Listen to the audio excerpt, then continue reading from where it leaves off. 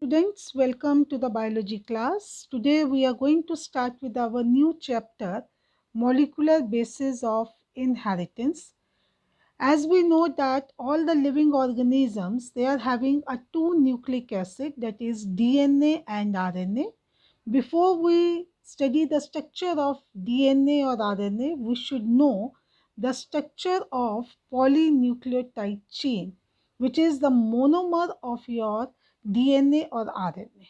A nucleotide is the basic unit of polynucleotide chain of DNA or RNA. Each nucleotide is composed of three components. Number one is nitrogenous base. Number two is pentose sugar, ribose in case of RNA, and deoxyribose in case of DNA. Ribose is having HOH at the carbon number 2, whereas deoxyribose having HH at carbon number 2. One oxygen is less in deoxyribose sugar, which is the component or the pentose sugar of DNA. And the last component is the phosphate group. Nitrogen bases, it is of two types, that is purine, that is adenine and guanine, and pyrimidine, that is cytosine, thymine in the DNA, and the uracil is only present in the RNA, and uracil is being replaced by the thymine. Nitrogen base is attached to the pentose sugar by N-glycosidic bond, and the phenomena or the term is known as nucleoside. Means the base plus pentose sugar, as you can see over there. This is a base at the carbon number 1 and this is the pentose sugar. So this is known as nucleoside. So your next is that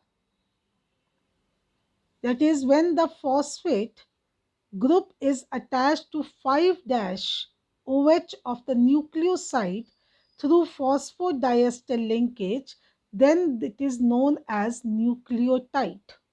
Two nucleotides are joined through 3'5' phosphodiester linkage and dinucleotide is formed. And when numerous nucleotides are joined, polynucleotide chain is formed. The structure of nucleotide, the structure of nucleic acid, you must have done in your 11th class, and thus it is just a revision or the recap of that. So in this polypeptide chain, that is the carbon number 1 with the base, that is carbon number 1 with the base. This is carbon number 5. This is 5' phosphate, and this 3 and 5' phosphate, it is a phosphodiester bond.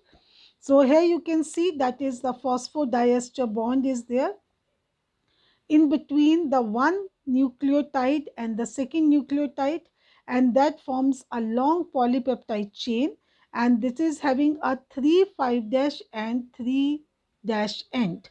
So the one end of the polynucleotide chain contain the pentose sugar with the free OH at 3' end, which is called as 3' end, and the other end contains the sugar with the OH 3' end, and this is called as the 3' end, and that is called as the 5' end. So the one end of polynucleotide chain contains pentose sugar with free OH at 5' end is called as the 5' end, and other end contains the sugar with the free OH at 3' end is called as the 3' end. Sugar and the phosphate, they constitute the backbone of polynucleotide chain, and nitrogen bases are linked to sugar moiety with the project they form the backbone. Now next we will study the salient feature of double helical structure. So James and Watson, that is simply known as Watson and Crick, in 1953 proposed double helix model of DNA based on X-ray diffraction data that is produced by the Wilkins and Rosalind Franklin and Irwin Chargaff's rules of base pairing. So what is the rules of the base pairing? That is the amount of adenine is always equal to the amount of thymine, and the amount of guanine is always equal to the cytosine. So here you can see the A is complementary to the T. A is adenine and T is thymine with the help of two hydrogen bonds, and guanine is joined to the cytosine or complementary to the cytosine by the three hydrogen bonds. So ratio of adenine and guanine to that of thymine and cytosine is always equal to 1, and A will go with the T and G will go with the C. With double and the triple bond, they are complementary to each other. So this shows your double helix model that is given by Watson Crick.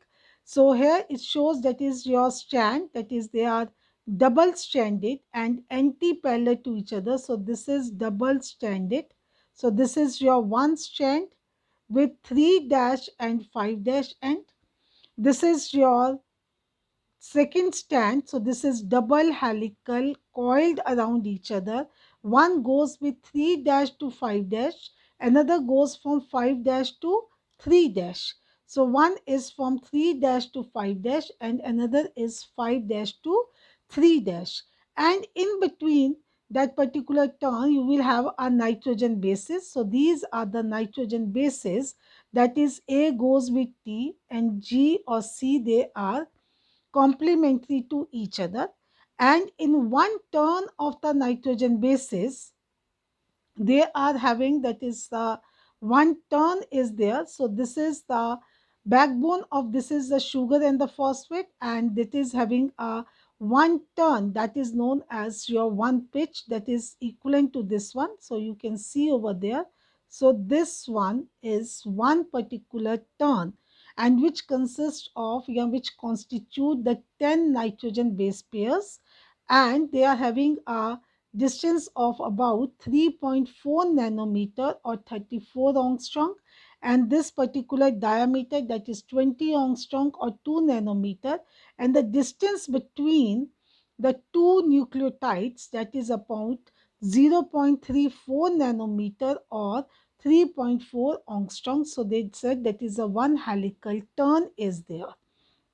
So the following features are there, that is DNA is made up of two polynucleotide chains where the backbone is made up of sugar and the phosphate group, and nitrogen base is projected towards the center.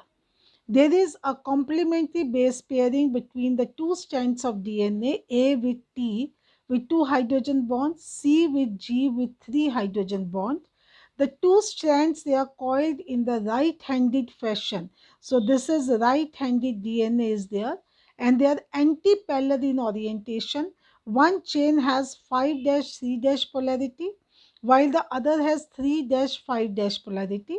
The diameter of strand is always constant due to pairing of purine and pyrimidine. That is, adenine is complementary to thymine, while guanine is complementary to cytosine. The distance between the two base pair in the helix is 0.34 nanometer. A complete turn contains approximately 10 base pairs, and the pitch of helix is 3.4 nanometer, and two strands are right-handed coiled with each other. The plane of one base pair stack over the another in double helix. This is in addition to the hydrogen bonds confirm stability to the helical structure. Linkage between the nitrogen base and the pentose sugar is N-glycosidic linkage. So these are some features which are given by the Watson Crick. They are very important, so go through it. Next, and the very important topic of your genetics is central dogma of molecular biology. Here you can see there is only one name is there, that is Crick.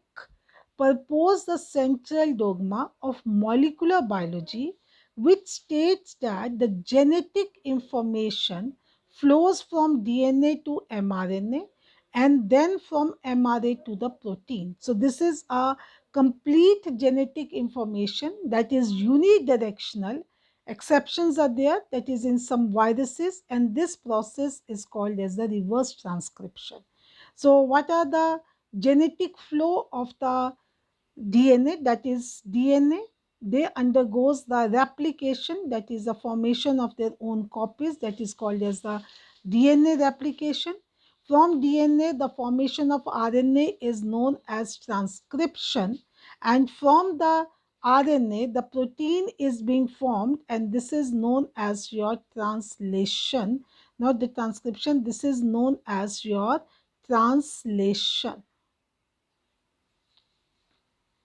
So the translation is the formation of protein. So sometimes you can say in few of the viruses, that is retroviruses or HIV viruses, RNA is the genetic material. So first the RNA will form the DNA and DNA will form the RNA. So that is the reverse the process. That is first RNA will form the DNA and then the DNA will form the RNA. This is called as the reverse transcription, which takes place in the viruses, and the common example of that viruses is known as HIV virus or the retrovirus, which cause the cancer. So next is your very important topic is the packaging of DNA. So the distance between the two base pair is 0.34 nanometer.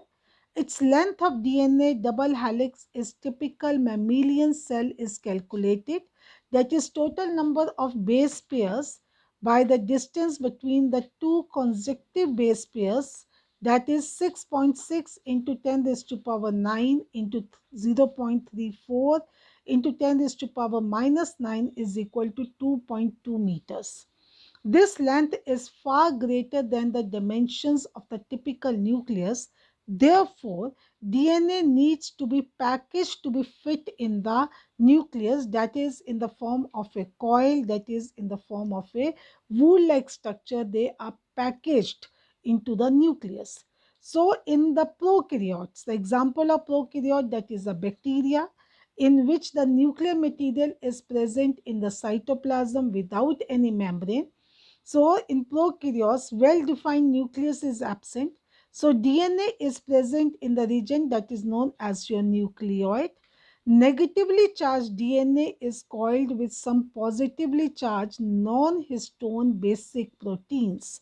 So DNA in nucleoid is organized in the large loop by the protein. Next is packaging in eukaryotes, that is in your animals and the plants. So that is the eukaryotes are there. So reported that the chromosome is made up of DNA and protein. So the composition of chromosome is DNA and protein.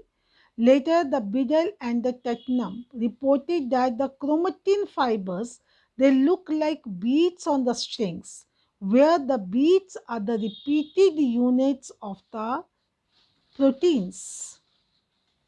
The protein associated with DNA, they are of two types, that is the basic proteins, histone, acidic non-histone chromosomal proteins are there, whereas the DNA is negatively charged molecule, wraps around the positively charged histone protein to form the structure known as nucleosome.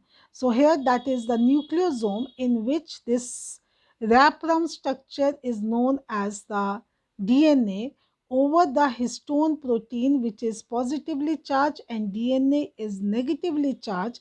So this structure is known as nucleosome. Nucleosome core is made up of four types of histone, that is H2A, H2B, H3, H4, occurring in pair, means from 4 they becomes 8. So 200 base pairs of DNA helix wrap around the nucleosome by 1 3 by 4 terms plugged by H1 histone protein. Repeating unit of nucleosome form the chromatin in the nucleus, which is a thread-like structure. The chromatin is packed to form the solenoid structure of 30 nanometer diameter. Further supercoiling forms a loop structure that is called as your chromatin fibers. So these chromatin fibers further packed, coil and condense at metaphase stage of the cell division to form the chromosome. Packaging of the chromatin at the higher level require NHC protein. So we are having a two types of the chromatin areas. Number one is euchromatin and another is your heterochromatin. Region of the chromatin which are closely packed during the interphase is called as the euchromatin. The region of chromatin which are densely packed during the cell division, that is the heterochromatin. When the chromosomes are stained with the specific, or you can say the stain, that is, these appear highly lightly stained chromatin, and when they are stained, that is heterochromatins are stains, they appear intensely stained chromatin. So the euchromatin, they are the active genes and they are the inactive genes. They do not contain repeated DNA sequence, whereas it contains, they are enriched with the repeated or highly repeated DNA sequence. This is transcriptionally active and this is transcriptionally inactive. So when they are being in the supercoiled position present in the nucleus, so some particular portions or the regions of the chromatins, they are loosely packed, which is known as a euchromatin, and they are transcriptionally, you can say, that is active, whereas when they are densely packed and during the cell division, they are transcriptionally, they are inactive. So that is about your structure of DNA, as well as you can say about the packaging of the DNA. As we know, the DNA is highly coiled structure present in the nucleus. In the prokaryote, that is present in the region that is known as a nucleoid, whereas in the eukaryote, that is in the coiled form, because the chromosomes, they are made up of DNA and proteins, and we are having the histone proteins, that is your basic proteins are there, and along with that they are positively charged and DNA is negatively charged. So for today, that is enough. Go through it, consult your NCRT, and in our next session we will discuss about the various experiments which will confirm, or you can say which will help us know that the DNA is the genetic material. Till then, stay home, stay healthy. Thank you.